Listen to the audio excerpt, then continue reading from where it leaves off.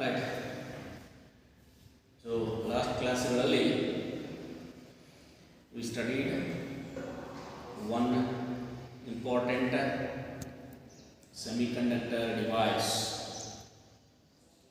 which is called as the diode. Diode ಅನ್ನು study ಮಾಡಿದ್ವಿ. ಅದರಲ್ಲಿ ಏನೇನು ಸ್ಟಡಿ ಮಾಡಿದ್ವಿ? How the diode is constructed, what is the symbol of the diode,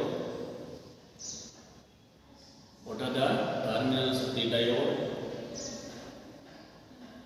and where it is used. ಅದರ ಅಪ್ಲಿಕೇಶನ್ಸ್ಗಳಲ್ಲಿ ರೆಕ್ಟಿಫೈಯರ್ಸ್ಗಳನ್ನು study ಮಾಡಿದ್ವಿ.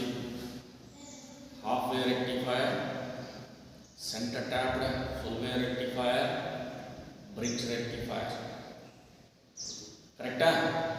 ಅದರ ಜೊತೆಗೆ ಎರಡು ಇಂಪಾರ್ಟೆಂಟ್ ಟರ್ಮಿನಾಲಜಿಗಳನ್ನು ಸ್ಟಡಿ ಮಾಡಿದ್ವಿ. ಏನೇನು? Efficiency of the rectifier and ripple factor of the rectifier. ಅದನ್ನು ನೋಡ್ತಾ ಹೋದಾಗ ನಮಗೆ ಗೊತ್ತಾಯಿತು, ಹಾಫ್ ವೇವ್ ರೆಕ್ಟಿಫೈಯರ್ನಲ್ಲಿ ಎಫಿಷಿಯನ್ಸಿ ಕಡಿಮೆ ಇರುತ್ತದೆ. To improve the efficiency what we did, we go for the full wave rectifier where centre tap rectifier use ಮಾಡಿದ್ವಿ. ಅದಕ್ಕೂ ನಾವು ಇನ್ನೂ ಇಂಪ್ರೂವ್ಮೆಂಟ್ ಮಾಡಬೇಕು ಅಂತ ಹೇಳಿ ಬ್ರಿಡ್ಜ್ ರೆಕ್ಟಿಫೈಯರನ್ನು ಯೂಸ್ ಮಾಡಿದ್ವಿ. ಸೆಂಟರ್ ಟ್ಯಾಪ್ ರೆಕ್ಟಿಫೈಯರಲ್ಲಿ ಎಷ್ಟು ಡಯೋಡ್ಸ್ ಇತ್ತು? 2. ಹಾಫ್ ವೇವ್ ರೆಕ್ಟಿಫೈಯರಲ್ಲಿ ಎಸ್ 1. ಬ್ರಿಡ್ಜ್ ರೆಕ್ಟಿಫೈಯರಲ್ಲಿ ಎಷ್ಟು? 4. ಹೌದಾ? ಅಂದ್ರೆ ಏನಾಯಿತು? ಸಿಂಗಲ್ ಡಯೋಡ್ ಯೂಸ್ ಮಾಡಿದಾಗ ಎಫಿಷಿಯನ್ಸಿ ಕಡಿಮೆ ಆಯಿತು. 2 ಡಯೋಡ್ಸ್ಗಳನ್ನು ಯೂಸ್ ಮಾಡಿದಾಗ ಎಫಿಷಿಯನ್ಸಿ ಸ್ವಲ್ಪ ಹೆಚ್ಚಾಯಿತು. 4 ಡಯೋಡ್ಸ್ಗಳನ್ನು ಯೂಸ್ ಮಾಡಿದಾಗ still it is improved. Same time efficiency ಜೊತೆಗೆ ಇನ್ನೊಂದು ಫ್ಯಾಕ್ಟರ್ನ ನಾವು ಇಂಪ್ರೂವ್ ಮಾಡಿದ್ವಿ. It is called as a ripple factor. ಹೌದಾ? ರಿಪಲ್ ಫ್ಯಾಕ್ಟರ್ ಅಂದ್ರೆ ಏನು ಅಂತ ಹೇಳಿದ್ದೆ? ಏನೋ A C components present in the D C output of a rectifier. Rectifier ಔಟ್ಪುಟ್ಟಲ್ಲಿ ಬರುತ್ತಲ್ಲ ಡಿ ಸಿ, ಅದರಲ್ಲಿ ಎಷ್ಟು ಎ ಸಿ ಕಂಪೋನೆಂಟ್ಸು ಉಳಿದಿತ್ತು ಅದನ್ನು ನಾವು ರಿಪಲ್ ಫ್ಯಾಕ್ಟರ್ ಅಂತ ಕರೀತೀವಿ. ನೋಡಿ, ನಮ್ಗೆ ಗೊತ್ತಾಯ್ತು ಈಗ. ಹಾಫ್ ವೇವ್ ರೆಕ್ಟಿಫೈಯರಲ್ಲಿ ರಿಪಲ್ ಫ್ಯಾಕ್ಟರು 1.21 ಇತ್ತು. ಹೌದಾ? ಅಂದರೆ in the output more quantity of A C was present. So A C ಹೆಚ್ಚಿತ್ತು ಅಂತ ಹೇಳಿದ್ರದರ್ಥ ನಮಗೆ ಪ್ಯೂರ್ ಡಿ ಸಿ ಅಲ್ಲ. To reduce that ripple factor we go for full wave rectifiers. Centre tapped ರೆಕ್ಟಿಫೈಯರ್ಸ್ಗೆ ಹೋದರೆ 50% of the ripple factor is reduce. 1.21 ಇರುವುದು ಇಲ್ಲಿ 0.45 0.46 ಆಗಿ ಬಂದುಬಿಡ್ತು. ಅಂದರೆ ಮ್ಯಾಕ್ಸಿಮಮ್ ನಾವು ಎ ಸಿ ಕಂಪೋನೆಂಟನ್ನು ರೆಡ್ಯೂಸ್ ಮಾಡಿದ್ವಿ. But still we had A C components present in the D C. ಆದರೂ ಕೂಡ ನಮಗೆ 100% ಡಿ ಸಿ ಆಗಲಿಲ್ಲ. ಆ ಉಳಿದಿರೋ ಮಿನಿಮಮ್ ಎ ಸಿ ಕಂಪೋನೆಂಟನ್ನು ಕೂಡ ನಾವು ತೆಗೆದು ಹಾಕಬೇಕು ಅನ್ನೋದಕ್ಕೆ ಏನು ಮಾಡಿದ್ವಿ? ಏನ ರಾಕೇಶ್ ಏನು ಮಾಡಿದ್ವಿ? Sandeep, we used another circuit called as a filter. ಅನ್ನು ಯೂಸ್ ಮಾಡಿದ್ವಿ. ಅಂದರೆ ರೆಕ್ಟಿಫೈಯರ್ ಔಟ್ ಬರುತ್ತಲ್ಲ, ಅದನ್ನು ಮತ್ತೆ ಇನ್ನೊಂದು ಸರ್ಕ್ಯೂಟಲ್ಲಿ ಪಾಸ್ ಮಾಡಿದ್ವಿ. ಅವಾಗ ಏನಾಯಿತು? ಎಷ್ಟೆಷ್ಟು ಮಿನಿಮಮ್ ಎ ಸಿ ಕಂಪೋನೆಂಟ್ಸ್ ಉಳಿದಿತ್ತಲ್ಲ ಅದೆಲ್ಲದ ಫಿಲ್ಟರ್ ಆಗಿಬಿಟ್ಟು ನಮಗೆ 100% ಡಿ ಸಿ ಬಂತು. ಹೌದೇನಪ್ಪ? ಸೊ ಇಷ್ಟೆಲ್ಲವನ್ನು ನಾವು ಪ್ರೀವಿಯಸ್ ಕ್ಲಾಸಲ್ಲಿ ಸ್ಟಡಿ ಮಾಡಿದ್ವಿ. So that is one of the important applications of semiconductor devices called as the rectifier. ನಾನು ಸೆಮಿಕಂಡಕ್ಟರ್ಸನ್ನೇ ಹೇಳಬೇಕಾದ್ರೆ ಹೇಳ್ತಾ ಇದ್ದೆ, P type semiconductor, N type semiconductor, ಮತ್ತು ಅವೆಲ್ಲಿ ಯೂಸ್ ಆಗುತ್ತೆ ಅಂತ. ಒಂದು ಅಪ್ಲಿಕೇಶನ್ ನಾನು ಹೇಳಿದ್ದೆ ಡಯೋಡ್ ಅಂತ, ಅದು ಹೇಗೆ ಯೂಸ್ ಆಗುತ್ತೆ ಅಂತ ಈಗ ನೋಡಿದ್ರಿ. ಎರಡನೇ ಅಪ್ಲಿಕೇಶನ್, ವೆರಿ ಪಾಪ್ಯುಲರ್ ಅಪ್ಲಿಕೇಶನ್ ಹೇಳಿದ್ದೆ ನಾನು, ಯಾವುದೋ ಟ್ರಾನ್ಸಿಸ್ಟರ್. ಓಕೆ, ಡಯೋಡನ್ನು ಸ್ಟಡಿ ಮಾಡಿದ್ವಿ. ನಾವು for the second important device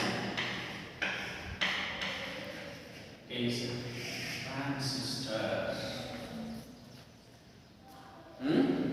ಕೇಳಿದ್ರೆ ಸುಮಾರು ಸಲ ಈ ಟರ್ಮ್ ಅನ್ನ ಅದು ನೀವು ತಿಳ್ಕೊಂಡಿರೋ ಟ್ರಾನ್ಸಿಸ್ಟರ್ ಇಲ್ಲ, ಇದು ಇಟ್ ಈಸ್ ಎ ಡಿವೈಸ್, ಇದು ಒಂದು device. So this is also constructed using semiconductor material. ನೋಡಿ, ನಿಮಗೆ ಸೆಮಿಕಂಡಕ್ಟರ್ಸು ಮತ್ತು ಪಿ ಟೈಪು ಎನ್ ಟೈಪ್ ಹೇಳಬೇಕಾದ್ರೆ ಸ್ಟ್ರೆಸ್ ಮಾಡಿ ಹೇಳಿದ್ದೆ ನಾನು. ಪಿ ಟೈಪ್ ಅಂದರೆ ಏನು, ಎನ್ ಟೈಪ್ ಅಂದರೆ ಏನು, ಹೇಗೆ ಯೂಸ್ ಆಗುತ್ತೆ ಅಂತ. ಹೌದನಪ್ಪ? ಓಕೆ, ಡಯೋಡನ್ನು ಕನ್ಸ್ಟ್ರಕ್ಟ್ ಮಾಡಬೇಕಾದ್ರೆ ಏನು ಮಾಡಿದ್ವಿ? ಎರಡು ಡಿಫ್ರೆಂಟ್ ಟೈಪ್ ಆಫ್ ಸೆಮಿಕಂಡಕ್ಟರ್ಸ್ಗಳನ್ನು ಸೇರಿಸಿದ್ವಿ. ಒಂದು ಪಿ ಟೈಪ್, ಇನ್ನೊಂದು ಎನ್ ಟೈಪ್. ಎರಡನ್ನು ಜಾಯಿನ್ ಮಾಡಿ ಪಿ ಎನ್ ಜಂಕ್ಷನನ್ನು ಕ್ರಿಯೇಟ್ ಮಾಡಿ, ಪಿ ಇಂದ ಒಂದು ಟರ್ಮಿನಲ್, ಎನ್ ಇಂದ ಒಂದು ಟರ್ಮಿನಲ್ ಅನ್ನು ತಗೊಂಡು ಅದಕ್ಕೆ ನಾವು ಡಯೋಡ್ ಅಂತ ಹೆಸರಿಟ್ಟಿದ್ವಿ. ನೆನಪಿದೆಯಾ? ಹಾಗೆ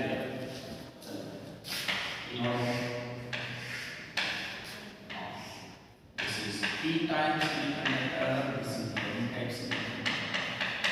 p type positive or holes will be more, n type negative or electrons will be more ಅಂತ ಹೇಳಿ. ಸೊ ಈ p ಇಂದ ಒಂದು ಟರ್ಮಿನಲ್, n ಇಂದ ಒಂದು ಟರ್ಮಿನಲ್ ತಗೊಂಡ್ಬಿಟ್ಟು ಒಂದು ಡಯೋಡ್ ಅಂತ ಮಾಡ್ತೀವಿ. ಇದೇ ಡಯೋಡ್ ಅನ್ನು ನಾವು ಸಿಂಗಲ್ ತೋರಿಸಬೇಕಾದ್ರೆ ಮಾಡಿದ್ವಿ. ಹೀಗೆ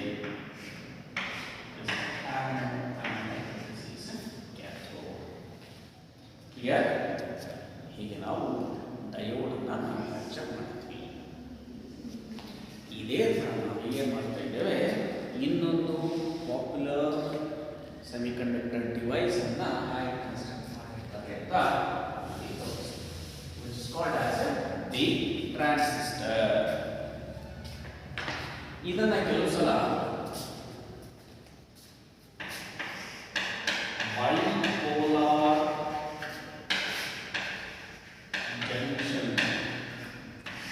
bipolar junction transistor ಅಂತ ಕೂಡ ಕರೀತಾರೆ, ಅಥವಾ ಶಾರ್ಟ್ ಆಗಿ BJT ಅಂತ ಕೂಡ ಕರೀತಾರೆ. ಎರಡು ಒಂದೇ. ಶಾರ್ಟ್ ಆಗಿ ಟ್ರಾನ್ಸಿಸ್ಟರ್ ಅಂತ ಕರೀತಾರೆ, ಅಥವಾ ಅದು ಸ್ಪೆಸಿಫಿಕ್ ಆಗಿ ಬೈಪೋಲಾರ್ ಜಂಕ್ಷನ್ ಟ್ರಾನ್ಸಿಸ್ಟರ್ ಅಂತ ಕರೀತಾರೆ. ಯಾಕೆಂತ ಮುಂದೆ ಗೊತ್ತಾಗ್ತದೆ. Right. So what actually a transistor is, ಹಾಗಿದ್ರೆ ಟ್ರಾನ್ಸಿಸ್ಟರ್ ಅಂದರೆ ಏನು? Transistor is a 3-terminal, 3-layer, 2-junction semiconductor device. Nodo, transistor is a 3-terminal, 3-layer, 2-junctions device. ಏನಂತಿದ್ರಲ್ಲಿ 3 ಟರ್ಮಿನಲ್ಗಳಿರ್ತದೆ, 3 ಲೇಯರ್ಗಳಿರ್ತದೆ, 2 ಜಂಕ್ಷನ್ಸ್ಗಳಿರುತ್ತೆ. ನಿಮಗೆಲ್ಲ ಜಂಕ್ಷನ್ ಅಂದರೆ ಏನು ಅಂತ ಲಾಸ್ಟ್ ಕ್ಲಾಸಲ್ಲಿ ಹೇಳಿದೆ, ಡಯೋಡ್ ಹೇಳಬೇಕಾದ್ರೆ. ಡಯೋಡಲ್ಲಿ ಏನಾಗ್ತದೆ, ಒಂದು ಪಿ ಟೈಪ್ ಮಟೀರಿಯಲ್ ಇನ್ನೊಂದು ಎನ್ ಟೈಪ್ ಮಟೀರಿಯಲ್ ಸೇರ್ಕೊಂಡ್ಬಿಟ್ಟು ಒಂದು ಜಂಕ್ಷನ್ ಇರ್ತದೆ ಪಿ ಮತ್ತು ಎನ್ ನಡುವೆ. ಆದರೆ ಇಲ್ಲಿ 2 ಜಂಕ್ಷನ್ಸ್ ಇರುತ್ತೆ ಅಂತ ಹೇಳಿದೆ. ಅಲ್ಲಿ ಇನ್ನೊಂದು ಪಿ ಅನ್ನ ಒಂದು ಲೇಯರು, ಎನ್ ಅನ್ನ ಒಂದು ಲೇಯರ್ ತಗೊಂಡ್ರೆ 2 ಲೇಯರ್ ಆಯಿತು, ಒಂದು ಜಂಕ್ಷನ್ ಆಯಿತು. ಹೌದಾ? ಇಲ್ಲಿ 2 ಜಂಕ್ಷನ್ಸ್ ಬೇಕು ಅಂದರೆ 1 more layer is needed, 3ನೇ ಲೇಯರ್ ಬೇಕಾಗುತ್ತೆ. ಅಲ್ಲೇನು ಮಾಡಿದ್ವಿ, ಒಂದೊಂದು ಲೇಯರಿಂದ ಒಂದೊಂದು ಟರ್ಮಿನಲ್ ಅನ್ನು ತಗೊಂಡಿದ್ವಿ. ಕರೆಕ್ಟ್? ಅಂದರೆ ಇಲ್ಲಿಗ ನಾವು 3 ಲೇಯರ್ಗಳನ್ನು ಒಂದರ ಪಕ್ಕಕ್ಕೆ ಒಂದು ಜೋಡಿಸ್ತಾ ಇದ್ದೇವೆ. ಅವಾಗ ಏನಾಗ್ತದೆ, 2 ಜಂಕ್ಷನ್ಸ್ಗಳು ಕ್ರಿಯೇಟ್ ಆಗುತ್ತೆ. ಪ್ರತಿ ಲೇಯರಿಂದ ಒಂದು ಟರ್ಮಿನಲ್ ತಗೊಳ್ತೇವೆ, ಆವಾಗ ನಿಮಗೆ 3 ಟರ್ಮಿನಲ್ಗಳು ಸಿಗುತ್ತೆ.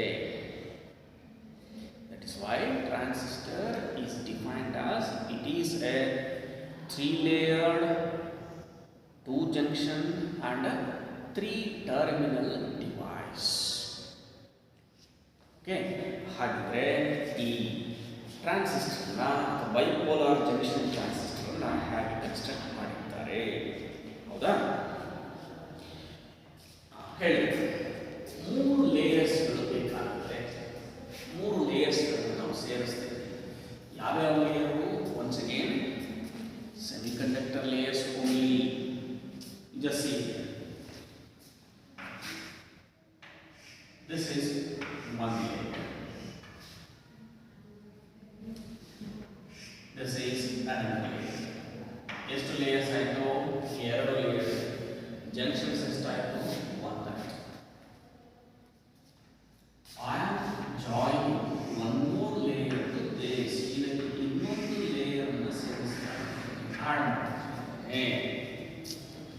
How many layers are there? 3 layers. How many junctions are formed? 2. ಇಲ್ಲೊಂದು ಜಂಕ್ಷನ್ ಇದೆ, ಇಲ್ಲೊಂದು ಜಂಕ್ಷನ್ ಇದೆ. 3 ಲೇಯರ್ ಆಯಿತು, 2 ಜಂಕ್ಷನ್ಸ್ಗಳಾಯಿತು. What you need? 3 ಟರ್ಮಿನಲ್ಸ್. ಇಲ್ಲಿಂದ ಒಂದು ಟರ್ಮಿನಲ್ ತಗೊಳ್ತೀಯಾ, ಇಲ್ಲಿಂದ ಒಂದು ಟರ್ಮಿನಲ್ ತಗೊಳ್ತೀಯಾ, ಇಲ್ಲಿಂದ ಒಂದು ಟರ್ಮಿನಲ್ ತಗೊಳ್ತೀಯಾ. 3 ಲೇಯರ್, 3 ಟರ್ಮಿನಲ್ಸ್, 2 ಜಂಕ್ಷನ್ಸ್. ಕ್ಲಿಯರ್? ಈ ಥರದ. ಈಗ ನಾವು ಲೇಯರ್ಗಳಿಗೆ ಬರೋಣ. ಏನು ಲೇಯರ್ಗಳು? 3 ಲೇಯರ್ಗಳಂದ್ರೆ ಯಾವುದು? ನಮ್ಮಲ್ಲಿ 2 ಟೈಪ್ ಸೆಮಿಕಂಡಕ್ಟರ್ಸ್ ಇದೆ. ಯಾವ್ಯಾವಪ್ಪ? ಒಂದು ಎನ್ ಟೈಪ್, ಇನ್ನೊಂದು ಪಿ ಟೈಪ್. ಸರಿ ನೋಡು, ಇದನ್ನ ಎನ್ ಟೈಪ್ ಅಂತ ಕೊಡ್ತಾರೆ, ಇದನ್ನ ಪಿ ಟೈಪ್ ಅಂತ ಕೊಡ್ತಾರೆ. ಇದರಲ್ಲಿ ಲೇಯರ್ಸ್ಗಳಾಯಿತು. ಒಂದು ಎನ್ ಟೈಪ್ ಮಟೀರಿಯಲ್, ಇನ್ನೊಂದು ಪಿ ಟೈಪ್ ಮಟೀರಿಯಲ್. ಸೊ ಇನ್ನೊಂದು ಲೇಯರ್ ಇದೆಯಲ್ಲ, ಅದನ್ನು ಯಾವುದನ್ನು ತಗೊಳ್ಬೇಕು ನಾನು? I have to take again N. What is happening here? One type of semiconductor is sandwiched between 2 similar types of semiconductors.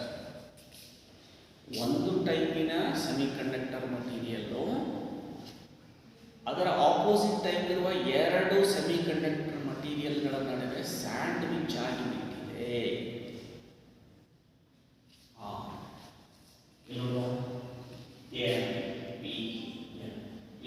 ಎರಡು ಎನ್ಗಳ ನಡುವೆ ಒಂದು ಪಿ ಸ್ಯಾಂಡ್ವಿಚ್ ಆಗಿಬಿಟ್ಟು. ರೈಟ್? ಇನ್ನೊಂದು ಪಾಸಿಬಿಲಿಟಿ ಏನಿದೆ ನಾವು?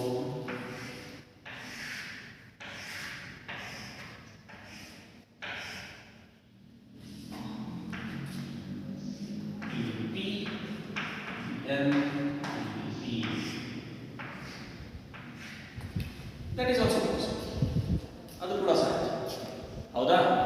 2 ಪಿ ಟೈಪ್ ಸೆಮಿಕಂಡಕ್ಟರ್ ಮಟೀರಿಯಲ್ಗಳ ನಡುವೆ ಅದರ ಆಪೋಸಿಟ್ ಆಗಿರುವ ಎನ್ ಟೈಪ್ ಸೆಮಿಕಂಡಕ್ಟರ್ ನಾನು sandwich ಮಾಡಿಬಿಟ್ಟಿದ್ದೇನೆ.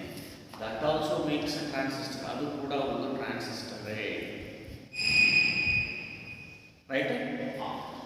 Based on this we say there are 2 types of transistors. ಯಾವ್ಯಾವು? ಒನ್ ಈಸ್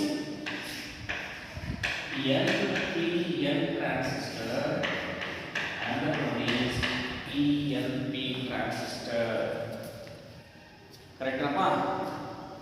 ನಾವು ಹೇಗೆ ಲೇಯರ್ಗಳನ್ನು ಯೂಸ್ ಮಾಡ್ತೇವೆ ಅದಕ್ಕೆ ತಕ್ಕ ಹಾಗೆ ಎರಡು ಟೈಪ್ ಟ್ರಾನ್ಸಿಸ್ಟರ್ಸ್ಗಳು ಬರ್ತದೆ. ಎರಡು ಎನ್ಗಳ ನಡುವೆ ಒಂದು ಪಿ ಬಂದಾಗ ಎನ್ ಪಿ ಎನ್ ಟ್ರಾನ್ಸಿಸ್ಟರ್ ಅಂತ ಕರೀತೇವೆ, ಅಥವಾ ಎರಡು ಪಿ ನಡುವೆ ಒಂದು ಎನ್ ಬಂದಾಗ ಪಿ ಎನ್ ಪಿ ಟ್ರಾನ್ಸಿಸ್ಟರ್ಸ್ ಅಂತ ಕರೀತೇವೆ. ಅದು ಎನ್ ಪಿ ಎನ್ ಆಗಿರಲಿ ಅಥವಾ ಪಿ ಎನ್ ಪಿ ಎನ್ ಆಗಿರಲಿ, ಮೂರು ಟರ್ಮಿನಲ್ಸ್ ಬಂದೇ ಬರ್ತದೆ. ಓಕೆ, ಈಗ ನೋಡೋಣ. ಅಲ್ಲಿ ನಾವು ಡಯೋಡ್ ನೋಡಿದಾಗ ಎರಡು ಟರ್ಮಿನಲ್ಸ್ಗಳನ್ನು ತಗೊಂಡಿದ್ವಿ, ಹೌದಾ? ಆ ಟರ್ಮಿನಲ್ಸ್ಗಳಿಗೆ ಹೆಸರು ಕೊಟ್ಟಿದ್ವಿ, ಆನೋಡ್, ಕ್ಯಾಥೋಡ್ ಅಂತ. ಮತ್ತೆ ಇಲ್ಲಿ ಮೂರು ಟರ್ಮಿನಲ್ಸ್ಗಳಿಗೆ ಏನಂತ ನಾವು ಹೆಸರು ಕೊಡಬೇಕು, or what the names are indication is given for these terminals. Right, correct ಕೊಡಬೇಕು.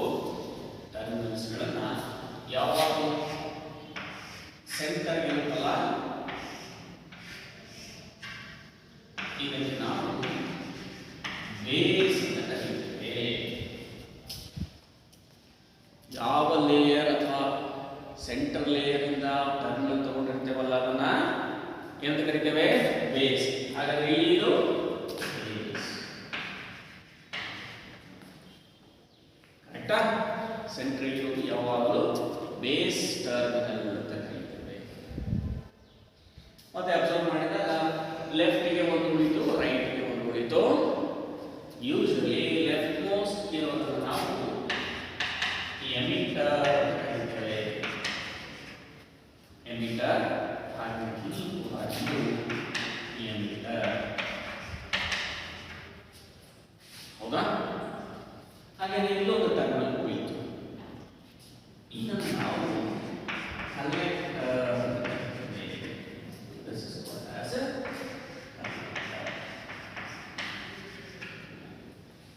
So now it is completely clear. Transistor, it is a 3-layer, 3-terminal, 2-junction device. 3 layers ಇದೆ, 2 junctions ಇದೆ, 3 terminals ಗಳಿದೆ. ಯಾವ್ಯಾವ ಲೇಯರ್ಗಳಿದೆ ಅನ್ನೋದ್ರ ಮೇಲೆ ನಾವು 2 ಟೈಪ್ ಅನ್ನು identify ಮಾಡಿದ್ವಿ, ಎನ್ ಪಿ ಎನ್ ಮತ್ತೆ ಪಿ ಎನ್ ಪಿ. ಹೌದಾ? ಹಾಗೆಯೇ ನಾವು 3 ಟರ್ಮಿನಲ್ಗಳಿಗೆ ಹೆಸರನ್ನು ಕೊಟ್ಟಿದ್ವಿ. ಏನೇನು ಹೆಸರು ಕೊಟ್ವಿ? ಸೆಂಟರ್ ಟರ್ಮಿನಲ್ ಯಾವಾಗ ಅದನ್ನು ನಾವು ಬೇಸ್ ಅಂತ ಕರೆದ್ವಿ, ಇನ್ನೊಂದನ್ನ ಎಮಿಟರ್ ಅಂತ ಕರೆದ್ವಿ, ಅದಕ್ಕೆ ಆಪೋಸಿಟ್ ಇರೋದನ್ನ ಕಲೆಕ್ಟರ್ ಅಂತ ಕರೀತೇವೆ. What are the 3 terminals of transistor ಅಂತ ಏನು ಹೇಳಬೇಕು? Emitter, base, collector. Whether it is P N P or N P N, whatever it is. Right? ಹಾಗೆ 3 ಟರ್ಮಿನಲ್ಗಳ ಹೆಸರನ್ನು ಸ್ಪೆಸಿಫೈ ಮಾಡಿದ್ವಿ, ಎಮಿಟರ್, ಬೇಸ್ ಅಂಡ್ ಕಲೆಕ್ಟರ್. ಏನು ಬರುತ್ತಾ ಇದೋ? ಓಕೆ. ಆದರೆ ಒಂದು ಪಾಯಿಂಟ್ ಏನು ಅರ್ಥ ಮಾಡ್ಕೊಳ್ಬೇಕು ನೀವು, whatever the device we are using in the ಸರ್ಕ್ಯೂಟಲ್ಲಿ ನಾವು ಅದನ್ನು ತೋರಿಸ್ಬೇಕು ಅಂತ ಹೇಳಿದರೆ ಹೇಗೆ ತೋರಿಸ್ಬೇಕು? Symbolically we have to mention it. Symbolically it should be show. ಹಾಗಿದ್ರೆ ಎನ್ ಪಿ ಎನ್ ಮತ್ತು ಪಿ ಎನ್ ಪಿ ಟ್ರಾನ್ಸಿಸ್ಟರ್ಗಳ ಸಿಂಬಲ್ಸ್ ಹೇಗಿರ್ತದೆ? Okay, let us see the symbols of these transistors. ಸಿಂಬಲ್ಸ್ಗಳನ್ನು ಕರೆಕ್ಟ್ ಆಗಿ ನೆನಪಿಟ್ಕೊಳ್ಬೇಕು. ರೈಟ್? ಸ್ವಲ್ಪ ಇದು ಕನ್ಫ್ಯೂಷನ್ ಆಗುತ್ತೆ, ಬಿಗಿನಿಂಗಲ್ಲಿ ಸ್ವಲ್ಪ ಕನ್ಫ್ಯೂಷನ್ ಆಗುತ್ತೆ, ಹೆಚ್ಚಿನ ಇಲ್ಲ. ಓಕೆ, ಈಗ ನಾವು ಎನ್ ಪಿ ಎನ್ ಟ್ರಾನ್ಸಿಸ್ಟರ್ ಅನ್ನು ತಗೊಂಡ್ರೆ ಇದರ ಸಿಂಬಲ್ ಹೇಗಿರುತ್ತೆ? Right?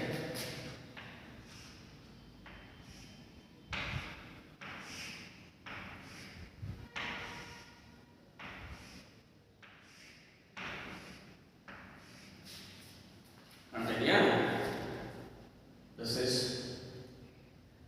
one terminal, second and third. 3 terminals ಗಳಿವೆ ಎನ್ ಪಿ ಎನ್ ಟ್ರಾನ್ಸಿಸ್ಟರ್. ನೋಡಿ, ಈ ಸೆಂಟ್ರಲ್ ಇದೆಯಲ್ಲ,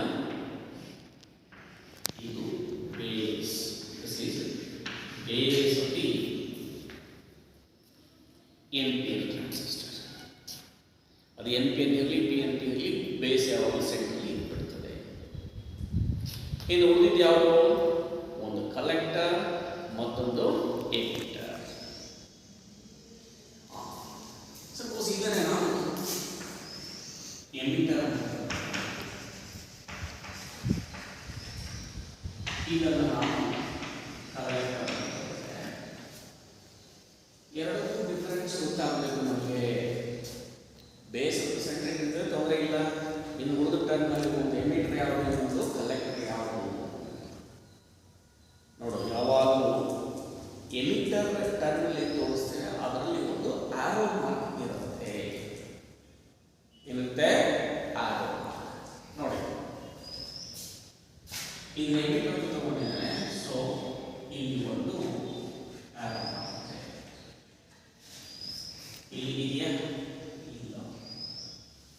ಯಾವ ಟರ್ಮಿನಲ್ಗೆ ಎಮಿಟರ್ ಆರೋ ಮಾರ್ಕ್ ತೋರಿಸಿದ್ದೇವೆ ಅದು ಎಮಿಟರ್ ಆಗಿರುತ್ತದೆ, ಉಳಿದಿದ್ದು ಕಲೆಕ್ಟರ್ ಆಗಿರುತ್ತೆ. That is simple,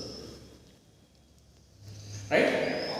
this is the symbol for NPN transistor. ಕೆಲವು ಪುಸ್ತಕಗಳಲ್ಲಿ ಸ್ಟೇಟ್ ಏನಿಲ್ಲ, ಸರ್ಕ್ಯೂಟ್ ಅಲ್ಲಿ ಯೂಸ್ ಮಾಡಿದ್ರೆ ಯಾವ ಟೈಮ್ ಯೂಸ್ ಮಾಡಬೇಕು ನೋಡು. ಸೆಂಟ್ರಿಗೆ ಬೇಸ್, ಎರಡು ಟರ್ಮಿನಲ್ ಇದಕ್ಕೆ ಆರೋ ಮಾರ್ಕ್ ಇದೆ, ಎಮಿಟರ್. ಇನ್ನೊಂದು ಇದಲ್ಲ, ಅದು ಕಲೆಕ್ಟರ್. ಸರಿನಪ್ಪ? ಈ ಆರೋ ಮಾರ್ಕ್ ಕಡೆ ಸ್ವಲ್ಪ ಗಮನ ಕೊಡಿ.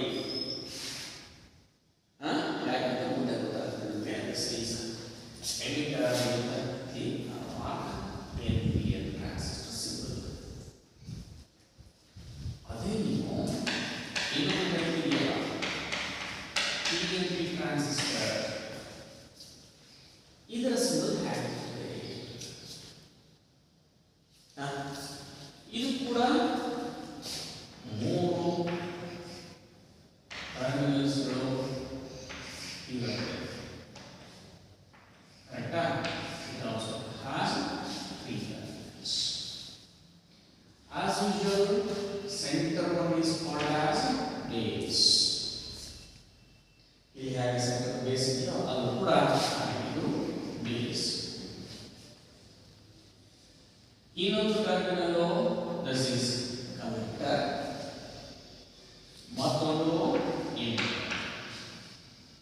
ಎಮಿಟರ್ ಅಲ್ಲಿ ಎಮಿಟರ್ನ ನಾವು ಡಿಸ್ಟಿಂಕ್ಷನ್ ಮಾಡಬೇಕಂದ್ರೆ ಏನು ಬೇಕು ಅಂತ ಹೇಳಿದ್ರೆ ಆರೋ ಮಾರ್ಕ್ ಇರಬೇಕು. ಈಗ ನಾವು ಇಂಪಾರ್ಟೆಂಟ್ ಅಂತ ಹೇಳಿದ್ರೆ ನಾವು ಇಲ್ಲಿ ಏನಾಗಿದೆ, ಎಮಿಟರ್ ಅಲ್ಲಿ ಆರೋ ಮಾರ್ಕ್ ಹೊರಗಡೆ ಹೋಗ್ತಾ ಇದೆ. ಅದಾಗಿದೆಯಾ? ಇಲ್ಲಿ ಬಹಳ ಇಂಪಾರ್ಟೆಂಟ್ ಡಿಫರೆನ್ಸ್. ಯಾವುದರಲ್ಲಿ? NPN ಟ್ರಾನ್ಸಿಸ್ಟರ್ ಅಲ್ಲಿ ಎಮಿಟರ್ ಅಲ್ಲಿರುವ arrow mark it's going outward. ನಾನು ಹೇಳಿದೆ ಕಲೆಕ್ಟರ್ನ ಎಮಿಟರ್ ಕೂಡ ಆರೋ ಮಾರ್ಕ್ ಇರಬೇಕು ಅಂತ. ಅದನ್ನ ನಾನು ಡಿಫರೆನ್ಶಿಯೇಟ್ ಮಾಡಲಿಕ್ಕೆ ಏನು ಮಾಡ್ತೇನೆ, ಎಮಿಟರ್ ಅಲ್ಲಿ ಆರೋ ಮಾರ್ಕ್ ಇನ್ವರ್ಡ್ ಇರ್ತದೆ. Arrow mark in the emitter of PNP transistor, it is inwards. ಈಗ ನಿಮಗೆ ಕ್ಲಿಯರ್ ಆಗಿ ಗೊತ್ತಾಗ್ತಾ ಇದೆ ಡಿಫರೆನ್ಸ್ ಬಿಟ್ವೀನ್ NPN ಮತ್ತು PNP ನಡುವೆ. ಇದನ್ನ ಇನ್ನೊಂದು ಥರ ಬರೋದು ನಮಗೆ this is base, this is emitter.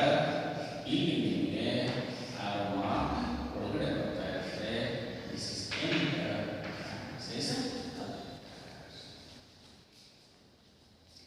ಅರ್ಥಾಗಿದೆಯಾ? So ಹಾಗೆ ನಾವು ಟ್ರಾನ್ಸಿಸ್ಟರ್ನ ಕನೆಕ್ಟ್ ಮಾಡಬೇಕಾದ್ರೆ ಈ ಟರ್ಮಿನಲ್ಸ್ಗಳನ್ನು ನೋಡಿ ಕನೆಕ್ಟ್ ಮಾಡಬೇಕು. This is two types of transistors, NP and PNP, how they are constructed and how the terminals are identified. Right. So ಈ ಇನ್ನೊಂದು ಪಾಯಿಂಟ್ ಅನ್ನು ನೀವು ಅರ್ಥ ಮಾಡ್ಕೊಳ್ಬೇಕು. ಏನು ಮೂರನ್ನು ನಮಗೆ ಮೂರು ಲೇಯರ್ಸ್ಗಳಿವೆ. ಸುಮ್ಮನೆ ಒಂದು ಕಾಮನ್ ಆಗಿ ಕೊಡ್ತೇನೆ.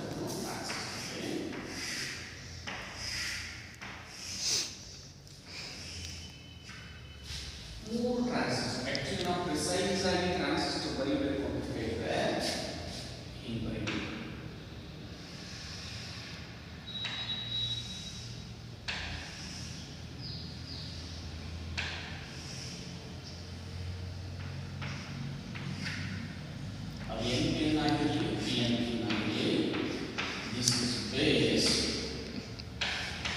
this is emitter, and this is collector. ಈಗ ನೀನು ಅಬ್ಸರ್ವ್ ಮಾಡಿದ್ರೆ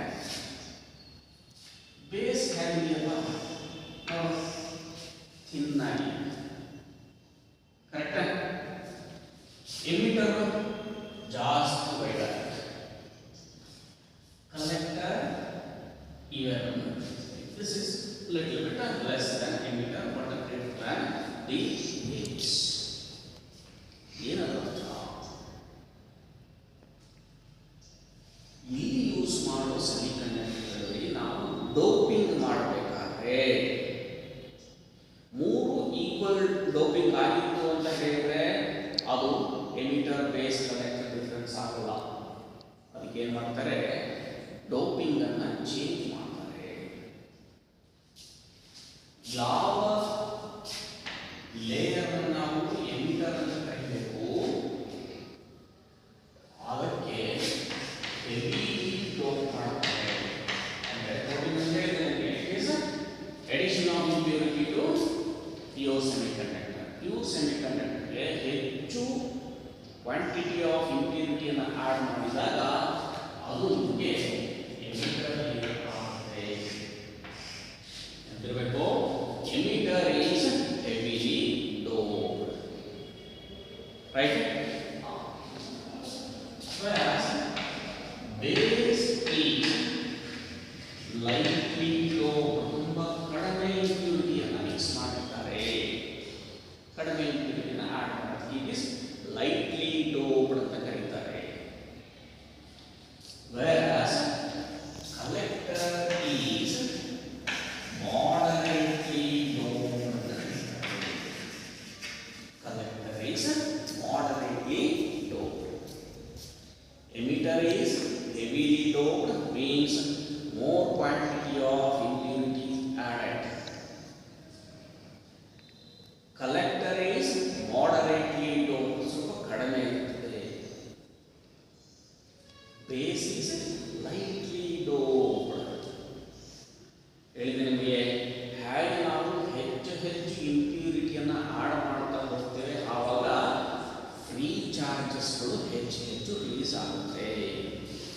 ಇದರ ಅರ್ಥ ಇಷ್ಟೇ, ಎಮಿಟರ್ನಲ್ಲಿ more number of free charges ಇರ್ತವೆ, ಬೇಸಲ್ಲಿ ತುಂಬ ಕಡಿಮೆ ಫ್ರೀ ಚಾರ್ಜಸ್ ಇರ್ತದೆ. ಹಾಗೆ ಕಲೆಕ್ಟರಲ್ಲಿ ಎಮಿಟರ್ಗಿಂತ ಕಡಿಮೆ ಇರ್ತದೆ, ಬೇಸಿಗಿಂತ ಹೆಚ್ಚಿರ್ತದೆ. Emitter is heavily doped, base is lightly doped, collector is ಮಾಡರೇಟ್ಲಿ doped. ಇದು ಯಾಕೆ ಮಾಡ್ತಾರೆ ಹೀಗೆ ಅಂತ ನಿಮಗೆ ಮತ್ತೆ ಮುಂದೆ ಟ್ರಾನ್ಸಿಸ್ಟರ್ ಆಪರೇಷನ್ ಅಲ್ಲಿ ಗೊತ್ತಾಗುತ್ತೆ,